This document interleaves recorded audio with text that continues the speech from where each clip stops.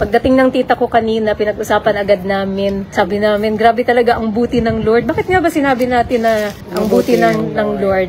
Kasi imposibleng mangyari yung kami magkita, magkadikit, magkaroon ng pagkakasundo kasi kung hindi pa talaga siya Christian. Laging galit sa akin. So, syempre ako bilang isang Kristiyano, inuunawa ko talaga siya kasi alam po hindi niya kilala ang Panginoon. So, ang Lord talaga ang tumawag sa kanya. At nakikita naman ninyo kung paano siya transform, ibang klase. Sa mga hindi po nakakaalam, no, so si Tita Mayet po ay tita ko sa father side. So estranged po ako sa kanilang side, no. Hindi ako lumaki sa kanila.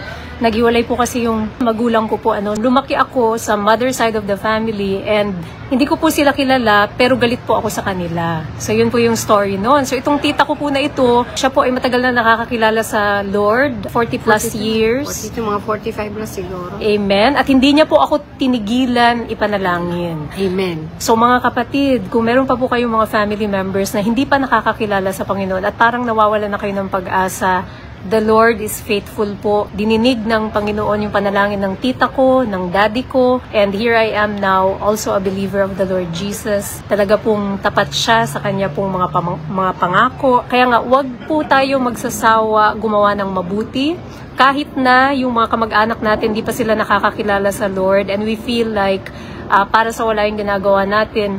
Sa totoo lang po, kapag patuloy po nating inaabot ang ating mga mahal sa buhay na hindi pa nakakakilala sa Lord, the moment that they are ready, sila po ay aabutin kayo. Katulad ng ginawa ko sa tita ko po, no? Una ko siyang tinawagan noon. Imagine niyo, dati galit na galit ako sa kanya. Every time tatawag ako noon sa kanya para lait-laitin siya. Galit po kasi talaga ako kasi nga ganun yung mindset ko noon na dahil hiwalay, galit ako sa father side. Siya po ay kapatid po ng tatay ko, no? So sabi namin, kanina pinag-usapan namin, grabe ang buti ng Panginoon, no? He's able to restore families, mga kapatid. God can mend the broken heart. God can deliver yung mga may mga nung klaseng galit. God is a merciful God, compassionate. Ang nararamdaman ko po talaga sa aking pamangkin ng ating butihing doktor, alam mo, hindi galit. Pag pinagagalitan niya ako, kundi awa. Kaya ganun ang nararamdaman ko kasi hindi nga niya kilala si Lord. Amen. Patuloy po siya, naging mabait sa akin. She doesn't retaliate back. Kaya naman po mga kapatid, nung time na ready na ako, siya talaga yung una kong tinawagan. Kaya nga po sa mga nandito na nanonood na may mga mahal din kayo sa buhay na inaabot, tsaga-tsaga lang po.